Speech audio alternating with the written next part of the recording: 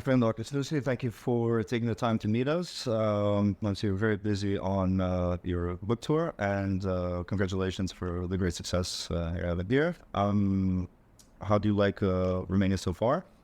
It's first time here. I'm enjoying it. I love the food. I love the blend, especially in the language of the Slavic as well as the Latin. It's definitely more Latin, obviously, but I can still hear some of the Slavic influence. It's kind of nice to see these two worlds meld into this language, and of course the culture as well. And I'm Polish, so I love the food. It reminds me a lot of Polish food.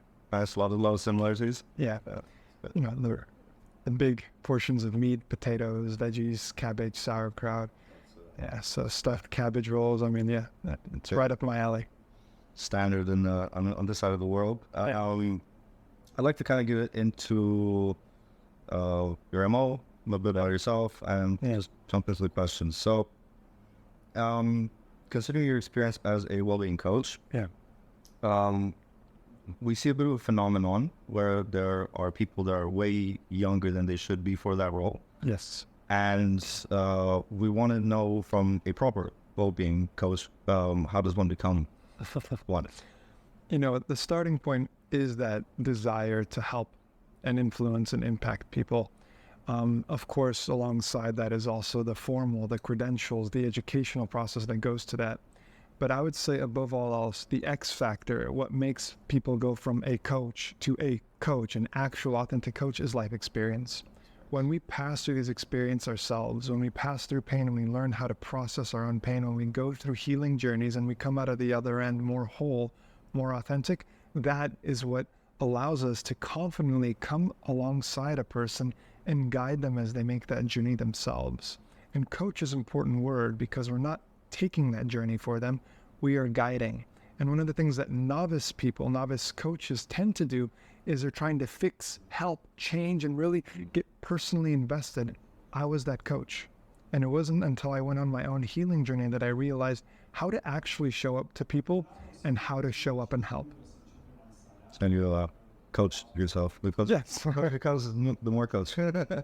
Fantastic. So you could tell us a little bit about your life journey and how that journey give you a unique approach in being a well-being coach and also a somatic therapist? Well, I would say that I've been lucky that I've been collecting careers and collecting certifications and ways of helping people, and I haven't really let go of any of them, and they've slowly combined, integrated, and grown into this unique way of helping others. When I first started this journey as a coach, it was through personal training. I very quickly realized that exercise alone doesn't create and doesn't answer all of life's challenges.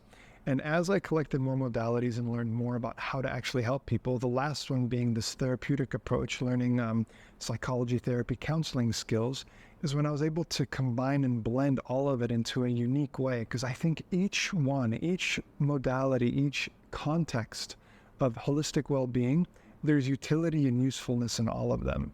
What I hope that I've been able to do, and what I believe that I've done, is able to integrate that so that it makes sense and I'm able to see a client and I can see, well, which aspect are they actually needing help and support and what will be more useful for them? Is it the coaching that helps them move forward, or is the therapy, investigation, and counseling and moving backward and exploring why they might be behaving in the present day in a specific way? So for me, it's a constant balance between going to the past to understand the present or working with the present to change the future. So it's this beautiful dance that I'm taking with each client. That's pretty clearly explained. It's a really nice timeline. And so you mentioned that also tailoring your approach to your clients with diverse needs. How do you, I'm assuming you work with a wide range of people, especially from executives to the common layman. Yes. How do you tailor your approach?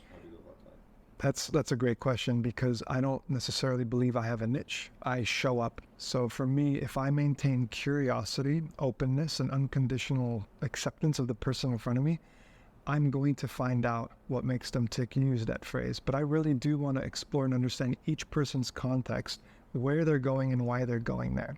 I also know that even though every person is different on the surface, they might present with different challenges, different goals, different intentions.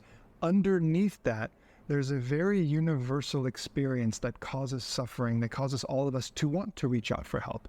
And that experience is reactivity, right? So stillness is a big part of the Somawise book and the Somawise journey, because stillness is what allows us to come into contact with this reaction in our body that makes us move towards the habits, the behaviors, those automatic choices that we judge ourselves for, that we want to move away from. And every single person, whether they're seeking authentic change, whether they're trying to create more health in their life, whether they want peace and harmony within their relationships, at the very core of their experience, of their challenging experience, is reactivity. So I can see both the diverse way that everyone's presenting, but I can also see the fundamental similarities that every person seeking help has. You definitely like Romania. People are very reactive. Reactivity is a universal gift because a universal experience. A lot has been made of mindfulness and meditation. Some people claim it's a bit of a buzzword, or anyways, it's like I personally don't believe so. I've done some meditation myself. How do you see it has a negative impact on new practitioners and new clients? It comes back to this topic of reactivity. So mindfulness and meditation, I tend not to use those words because they are jargon, they're full of dogma, they're full of meanings, they've been hijacked by interest. So of course, everyone's going to come and relate to those words in very different ways. So when we strip those practices down and we distill them down to a fundamental quality that actually inspires change, that's where we get stillness.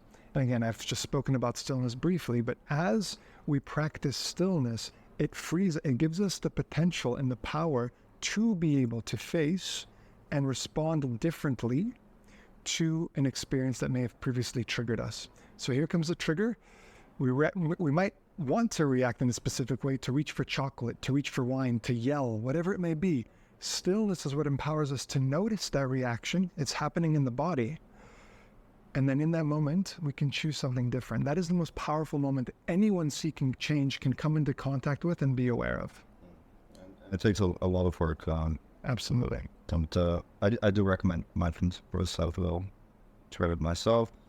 Now, a bit of a hard question. Can you share your insights on your research into meditation as an intervention for men? Absolutely. Pornography addiction. Yes. So 2 key findings. It was interesting because it wasn't intended to be this way. But pornography is a very unique behavior because most men don't talk about it. It's very shame-ridden. In fact, the research that I did was for many of the participants, the male participants was the first time they'd ever spoken to anyone about their pornography use. And originally the study said, okay, let's see if meditation helps these men. That was the hypothesis. What I didn't account for or think was that the men speaking to me was actually the first intervention. Because they were able to speak openly for the first time about something they were holding with shame, they would shake my hand after and say, thank you, I've never been able to speak about this before. They would email me after and say, I think I'm already moving away from this habit.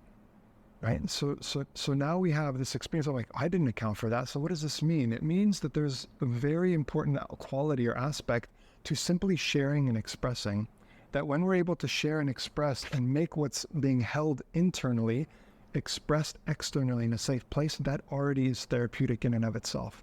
So that was one of the first findings, is that, hey, once we start expressing, talking about our challenges, it makes it easier to move through. The second was acceptance, that when we learn that these behaviors, no matter the behavior, whether it's pornography, cigarettes, alcohol, money, work, shopping, whatever it may be, at the very core, the function of that behavior is protection. At some point, not now, but before, when this behavior had originated, it was a form of protection.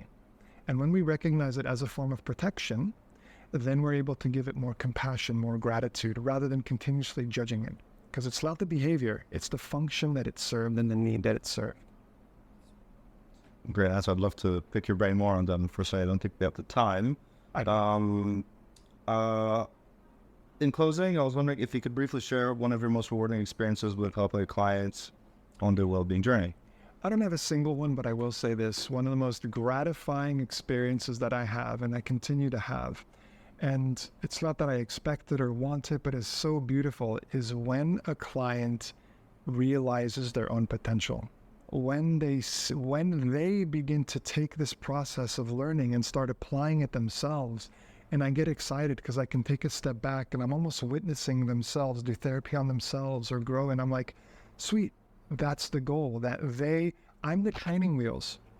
Eventually they have to ride this bicycle of life themselves. So as soon as they start noticing that process, it's like the training wheels lifted up a little bit, or you can take off the training wheels completely. And that is a really exciting moment. That's a great analogy. Thank you. I think we can wrap it up there. Thank you. Doctor. Cheers. Thank you. Absolutely. Vă mulțumim că ne-ați urmărit, sperăm că v-a fost de folos și vă invităm în comunitatea noastră a Societății Omului Sănătos.